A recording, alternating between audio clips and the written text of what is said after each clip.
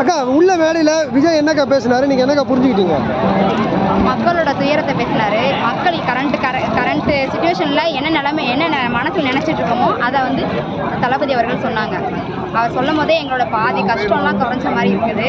Coming soon 2026 the one and only Tamil Nadu CM of Thalapathy Vijay அவர்கள். Thank you. Vijay உள்ள என்ன பேசுறாரு, நீங்க என்ன புரிஞ்சுக்கிட்டீங்க? அவர் தடவை இது வந்து மாநாடு மாதிரியே இல்லை, ஒரு திருவிழா மாதிரி தான் இருக்கு. அவர் ஸ்பீச் வந்து இந்த தடவை நல்லா இருந்துச்சு. இந்த தடவை எல்லாத்தையும் நேரடியா மோதி இருக்காரு. சம்பவம் இதுக்கு மேல தரமா இருக்கும். என்னக்கா சொன்னாரு? திமுக பத்தி சொன்னாரா? ஆமா, என்னென்ன சொன்னாரு? திமுகவும் பாஜகவும் இப்ப நேரடியா மோதி இருக்காரு. மேடையில் உள்ள என்ன சொன்னாரு விஜய் அவர்கள்? மேடையில் வந்து உண்மையை தான் சொன்னார். மக்களை ஏமாத்துறாங்க. அதுவும் இல்லாமல் மக்களுக்கான ஆட்சின்னு சொல்லி மக்களுக்கு எதுவுமே வந்து சேர்றதே இல்லை.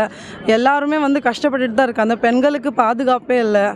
அப்புறம் நம்ம பிஜேபி ஆட்சியை பற்றி கூட சொன்னாங்க. தமிழ்நாட்டை நெருங்கவே முடியாதுன்னு சொல்லிட்டு ஹிட்டனாக வந்து ஒரு ரிலேஷன்ஷிப்பில் இருந்துட்டு இருக்காங்க ஆளுங்கட்சியினர்கள்.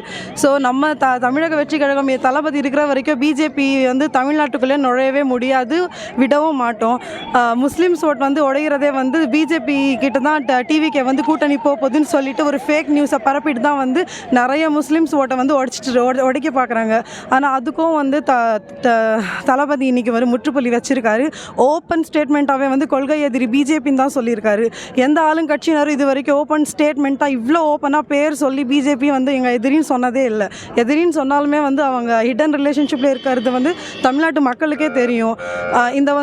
இந்த லாஸ்ட் ஸ்பீச்சில் சொன்ன மாதிரி இந்த ஆட்சியில் வந்து 2026 எலெக்ஷன் வந்து ரொம்ப முழுக்க வந்து காசால் மட்டும்தான் ஜெயிக்க பார்ப்பாங்க. ஸோ காசை வந்துட்டு கொட்ட தான் போகிறாங்க. ஆனால் அந்த காசு வந்து நம்மளோட காசு தான், நம்ம மக்களோட மக்கள் கஷ்டப்பட்ட காசு தான் வந்து நம்ம மக்கள் முதல்ல புரிஞ்சிக்கணும். காசு வாங்குகிற மக்களை நான் தப்பாகவே சொல்ல மாட்டேன். ஏன்னா அவங்களுக்கு அவ்வளோ இது இல்லை, தள்ளனதே வந்து ஆளுங்கட்சியினர்கள் தான். அப்புறம் எல்லாரும் சொன்னால் வந்து எல்லாருமே நம்புகிற மாதிரி வந்து தமிழ்நாட்டின் மக்கள் விரும்பும் முதல்வர் வேட்பாளர் தளபதி விஜய் அண்ணா மட்டும்தான். தமிழ்நாட்டின் கடைசி நம்பிக்கையும் அவரே. ஸோ எல்லா மக்களுக்கும் என்ன சொல்கிறதுன்னா, எல்லாமே பார்த்துட்டோம், ஏமாந்துட்டு தான் இருக்கும். ஸோ இனிமேல் ஏமாற தேவையில்லை. எம்ஜிஆருக்கு அடுத்து எம்ஜிஆர் போலவே மக்களுக்காகவே தன்னோட ரொம்ப பெரிய இது ஒரு ஃபில்ம் இண்டஸ்ட்ரியோட இதுவே விட்டுட்டு வந்திருக்காருன்னா எல்லாருமே நம்ம தளபதிக்கு சப்போர்ட் பண்ணணும். தமிழ்நாட்டுக்கு ஒரு மாற்றம் தேவைன்னா அது தளபதியால் மட்டும்தான் முடியும். ஸோ ஏமாறாதீங்க, ப்ளீஸ் டூ சப்போர்ட் டிவிக்கே. இந்த ஃபேக் நியூஸ் ஃபேக் இஷ்யூஸ் எல்லாம் நம்பி அந்த ஃபேக் நியூஸை நம்பி திரும்பவும் ஒரு தளபதியை நம்ம இழந்துடக்கூடாதுன்னு நினைக்கிறேன். தேங்க்யூ.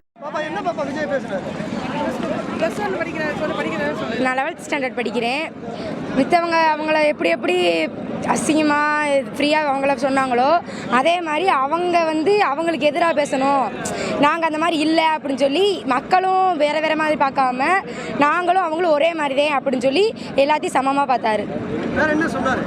அவர் அரசியல் மாதிரி பண்ணலை, எங்களுக்கு பொது சேவை மாதிரி குடும்பத்தினர் மாதிரி பார்த்துக்கிறாங்க.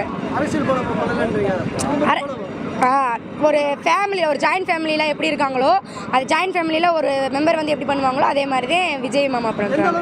வந்துட்டு இன்றைக்கி தூரத்துலேருந்து தளபதியை பார்த்ததில் ரொம்ப சந்தோஷம். மக்களுக்காக தளபதி வந்து இறங்கி வந்துட்டார். மக்கள் தான் கடவுள் தான் தளபதி. அந்த மாதிரி ஏதாச்சும் ஒரு நல்லது பண்ணணும், மக்கள் மனசில் உட்காரணும் அப்படின்னா ஏதாவது ஒன்று மக்கள் வந்து ஏதாவது ஒரு மாற்றத்தை கொண்டு வரணும். அது வந்து எப்படி சொல்கிறதுனா, அவருக்கு மக்களுக்காக இறங்கி வராரு. அவருக்காக நாங்கள் இறங்கி அவருக்கு எதனா ஒன்று செய்யணுன்னா ஓட்டு போட்டு அவர் சிஎம் சீட்டில் உட்கார வைக்கணும்.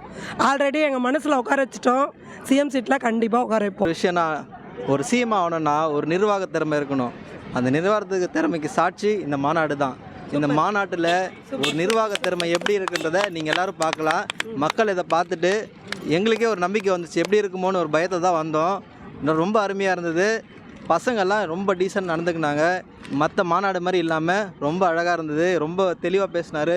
இன்னொன்று சூப்பராக அணில் ஒருத்தர் சொன்னார், நாங்கள் அணில் இல்லை, நாங்கள்லாம் சிங்கக்குட்டிங்க அப்படின்றத நிரூபிச்சிட்டாரு. நாங்கள்லாம் சிங்கக்குட்டிங்க, அணில் குட்டி இல்லை.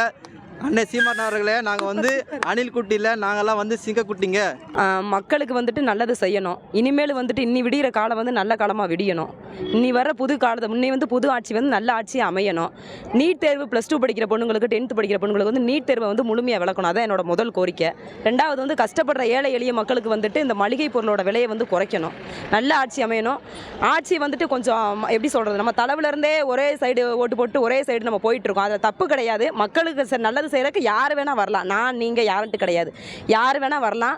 அந்த வகையில் நம்ம அடிப்படையில் தேர்ந்தெடுத்தோம்னா விஜய் வந்துட்டு வரலாம், 100க்கு 100 வரலாம். எனக்கு அவரை ரொம்ப பிடிக்கும், எல்லாத்துக்குமே பிடிக்கும். சின்ன குழந்தையிலேருந்து பெரியவங்க முட்டுக்க எல்லார் மனசுலையும் அவர் இடம் பிடிச்சிட்டாரு. 1 வயசு குழந்தையில கேட்டால் கூட விஜய்க்கு தான் பிடிக்கும். எல்லாத்துக்குமே, எங்கள் அக்காவிலேருந்து அண்ணிலேருந்து எல்லாத்துக்குமே பிடிக்கும். தமிழ்நாட்டு மக்கள் ஏன் வெளிநாட்டுகளில் கூட உலக அளவில் அவருக்கு ரசிகை இருக்குது. கண்டிப்பாக அவர் வருவார். எல்லாம் அவரே சொல்லியிருக்காரு. எனக்கு வந்துட்டு பெண்கள் ஆண்கள் எல்லாருமே என்னோட வெற்றியில் வந்து கலந்தவங்க தான். எனக்கு பின்னால் அன்றைக்கி வெற்றி பெற்றேன், நான் வெற்றி பெற்றிருக்கேன் அப்படின்னா எனக்கு ஆண்கள் தான் அன்றைக்கி முழு காரணமே அவரே சொல்லியிருக்காரு. வரணும், எல்லாத்துக்குமே அவர் நல்லது செய்யணும். இவங்களுக்கு தான்ற வேறுபாடு பாகுபட்சமே கிடையவே கிடையாது. எல்லாத்துக்குமே அவர் பெரியவங்கலேருந்து சின்னவங்கலேருந்து பெண்களுக்கு ஆண்களுக்கு எல்லாத்துக்குமே நல்லது செய்யணும். படிக்கிற குழந்தைங்களுக்கு இன்னும் நல்ல பாதுகாப்பு கொடுக்கணும் பெண்களுக்கு. அதுதான் என்னோட முதல் கோரிக்கை.